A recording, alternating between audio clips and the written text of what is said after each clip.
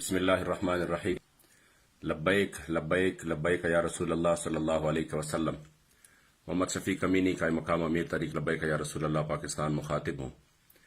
ناظرین کرام، جیسا کہ آپ کے علم میں ہے کہ قائدین و کارکنان کی بلا جواز اور غیر قانونی گرفتاریوں کی حوالے سے تمام تر آئینی اور جمہوری راستے اختیار کیے گئے، لیکن ہمیں مسلسل نظر انداز کیا گیا، اور پاکستان کی 70 سالہ تاریخ میں کبھی بھی ایک سیاسی مذہبی جماعت کے ساتھ ایسا ظلم نہیں ہوا کہ اس کے ظلم پر ہر اٹھنے والے آواز کو بھی دبایا گیا۔ پرنٹ اور الیکٹرانک میڈیا مکمل خاموش ہے۔ ٹی وی اینکرز اور تجزیہ نگاروں کے منہ پر تالے لگ چکے ہیں۔ 7 سال کے بچے سے لے کر 90 سال تک کے بزرگوں اور حتیٰ کہ عورتوں کو بھی نہ بخشا گیا۔ علماء اور مشائخ کو سخت سردی میں رکھ کر انتہائی اذیت دی جا رہی ہے۔ قائدین اور اکثر بزرگوں کی طبی حالت انتہائی تشویشناک ہے۔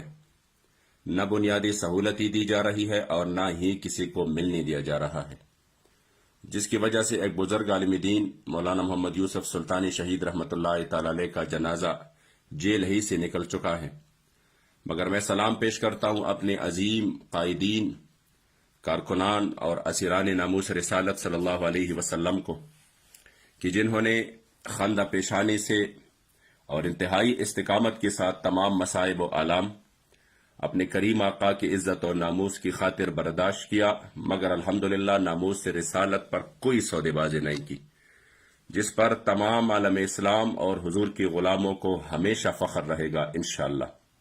اب چونکہ اسیران ناموس رسالت صلی اللہ علیہ وسلم کی نظر بندی کے دن ختم ہونے کو ہیں، جو کہ 1 ماہ کا عرصہ تھا، لہذا تمام کارکنان کے نام انتہائی اہم پیغام ہے کہ قائدین و کارکنان تحریک لبیک کے شاندار اور تاریخی استقبال کے لیے تیاریاں شروع کریں۔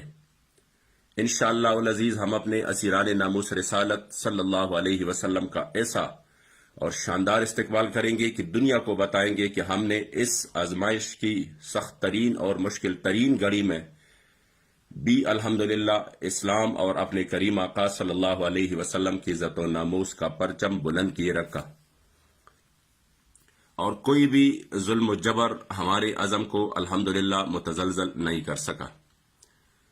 مگر ساتھ ساتھ میں یہ پیغام بھی دینا چاہتا ہوں کہ 30 دن مکمل ہونے پر جو افواہیں گردش کر رہی ہے، تو میں حکومت وقت سے واضح پیغام دینا چاہتا ہوں کہ آپ نے تو ہر ظلم کی انتہا کی، ہمارے پرامن جدوجہد کو دبانے کی کوشش کی، ہمارے بارہا کوششوں کے باوجود مذاکرات میں غیر سنجیدگی کا مظاہرہ کیا، مگر پھر بھی ہم نے ملک اور قوم کی سلامتی کی خاطر تمام مظالم برداشت کیے اور مکمل پرامن رہے، اور ساری دنیا کو ہم نے پیغام دیا کہ ہم الحمدللہ پرامن تھے اور اس ملک کی وفادار ہیں اور انشاءاللہ پرامن رہیں گے۔ مگر ہمارے صبر و تحمل کو ہماری کمزوری نہ سمجھا جائے۔ ہم اسیران ناموس رسالت صلی اللہ علیہ وسلم پر مزید ظلم کبھی بھی برداشت نہیں کریں گے۔ اگر حکومت وقت مزید ظلم کا ارادہ رکھتی ہے تو پھر ہمارے ارادوں سے بھی باخبر ہو کہ ہم اسیران ناموس رسالت کے لیے اپنا آئینی اور جمہوری حق استعمال کرتے ہوئے میدان میں نکلیں گے، اور ایک بھرپور تحریک کا آغاز ہوگا۔ الحمدللہ اس مسئلے میں پوری دنیا یعنی پوری امت مسلمہ کے دل ہمارے ساتھ دھڑکتے ہیں، کیونکہ ہم اپنے لیے نہیں بلکہ ہمارے مشن اپنی کریم آقا کی عزت و ناموس کی حفاظت ہے۔ اس لیے ایک بھرپور تحریک کا آغاز ہوگا اور ہم کسی بھی قربانی سے دریغ نہیں کریں گے، چاہے پھر ہم سب شہید ہو جائیں یا ہم سب گرفتار ہو جائیں، مگر انشاءاللہ تعالی ہم پیچھے پھر کبھی نہیں ہٹیں گے۔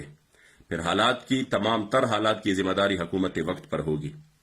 اس لیے آج 21 دسمبر بروز جمعۃ المبارک تمام خطباء اسیران ناموس رسالت اور بالخصوص قبلہ امیر المجاہدین اور پیشوائے اہل سنت کے لیے خصوصی دعاؤں کا اہتمام کریں، اور معاہدہ پنجاب اسمبلی پر عمل کرنے کے لیے قراردادیں پیش کی جائیں، اور بالخصوص شاطمہ آسیہ ملونہ کی سزا بحال رکھنے کے حوالے سے خصوصی مطالبہ کیا جائے حکومت وقت سے اور قائدین کی شاندار اور تاریخی استقبال کے لیے تمام ذمہ داران خصوصی کمیٹیاں تشکیل دے دیں۔ اللہ کریم جل جلالہ ہم سب کا حامی و ناصر ہو۔ لبیک لبیک لبیک یا رسول اللہ صلی اللہ علیہ وسلم۔